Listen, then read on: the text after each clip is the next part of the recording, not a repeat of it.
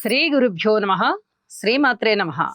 మా భక్తి టీవీని ప్రోత్సహిస్తూ ఉన్నటువంటి మా ప్రేక్షకులందరికీ ధన్యవాదాలు తెలియజేస్తూ, శుక్రాచార్యుల వారి యొక్క స్థితి సంచారము 3వ తేదీ ఆగస్టు నుంచి 3వ తేదీ సెప్టెంబర్ వరకు గల కాలానికి నెల రోజుల వరకు గల కాలంలో నీచ స్థితిలో ఉంటున్నారు.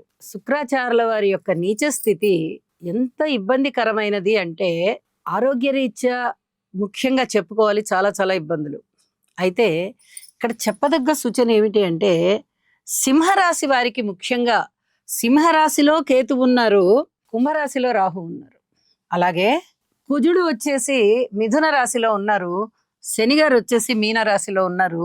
ఇక శుక్రాచార్యుల వారి యొక్క సంచారము కన్యా రాశిలో నీచబడి ఉంటున్నారు. సింహరాశికి ఇప్పుడు ప్రత్యేకంగా ఎందుకు చెప్పుకోవాల్సి వస్తుందంటే, రాశిలో కేతువు ఇబ్బందికరమే, సప్తమంలో రాహువు ఇబ్బందికరమే, ఇక అష్టమ స్థానంలో శనిగారి సంగతి చెప్పనే అక్కర్లేదు. అష్టమ శని అందరికీ తెలిసిందే.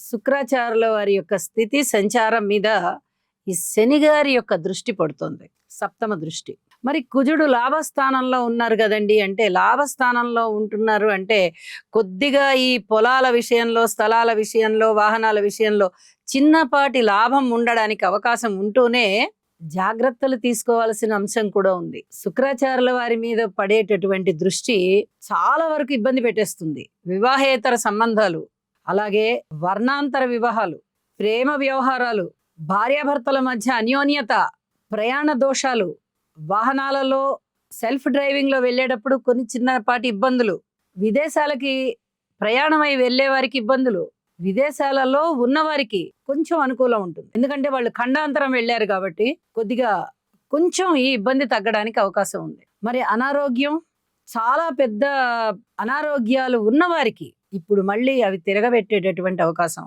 ఏదైనా రక్తానికి సంబంధించి, ఈ యూరినరీ ప్రదేశానికి సంబంధించి, యూరినరీ ప్రాబ్లమ్స్, ఇలాంటి వాటికి సంబంధించి చాలా వరకు ఇబ్బందులు ఉండేటటువంటి పరిస్థితి, శారీరక రుగ్మతలు పెరిగేటటువంటి పరిస్థితి, ప్రేమ వ్యవహారాలు చెడేటటువంటి పరిస్థితి, అక్రమ వ్యవహారాల విషయంలో చాలా వరకు ఇబ్బందులు, ఒకరి చేతిలో మోసపోవడం, ఆత్మహత్యలకి ప్రేరేపింపబడడం, ఇక ఒకటేమిటి చాలా రకాలైనటువంటి దోషాలు ఇక్కడ కనిపిస్తూ ఉంటాయి. అయితే గురుబలాన్ని పెంచుకోవలసినటువంటి పరిస్థితి చాలా స్పష్టంగా కనిపిస్తోంది. 3 గ్రహాలు ఎటూ ఇబ్బందులు కనిపిస్తున్నాయి.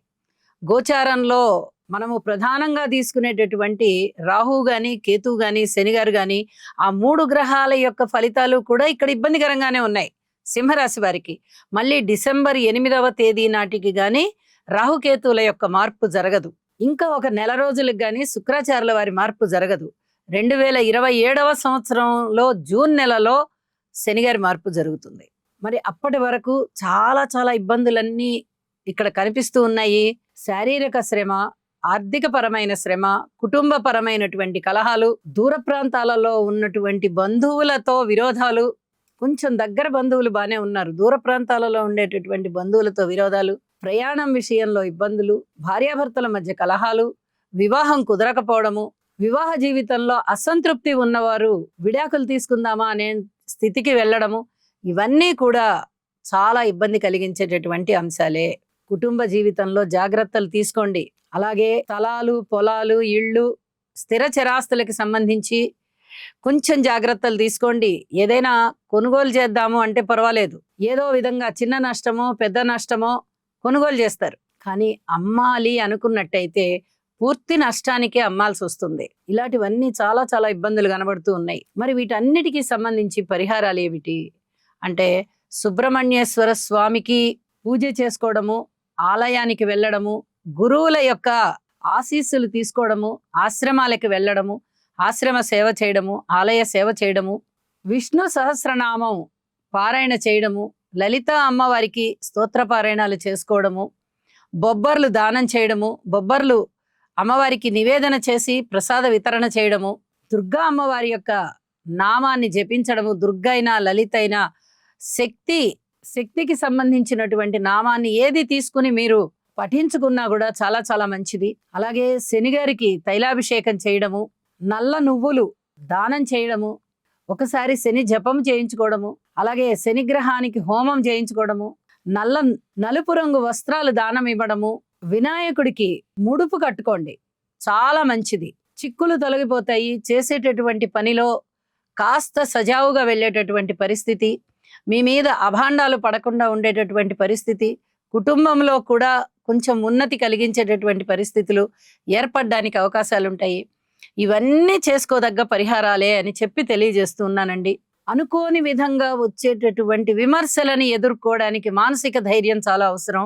దానిని కలిగి ఉండాలి అంటే యోగా చెయ్యాలి. ఇది చాలా చాలా చెప్పదగినటువంటి సూచన. అలాగే శనిగారి స్తోత్రాలు, దుర్గామ్మవారి స్తోత్రాలు, రాహుకేతు స్తోత్రాలు, కుజ శుక్ర స్తోత్రాలు ఇవన్నీ కూడా పఠించడానికి కొంచెం సమయం వెచ్చించండి. ఇవన్నీ చెప్పదగ్గ సూచనలే.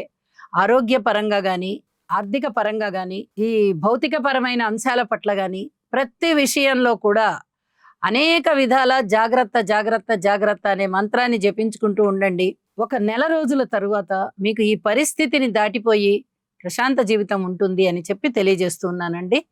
శుభం. సర్వే జనా సుఖినో భవంతు.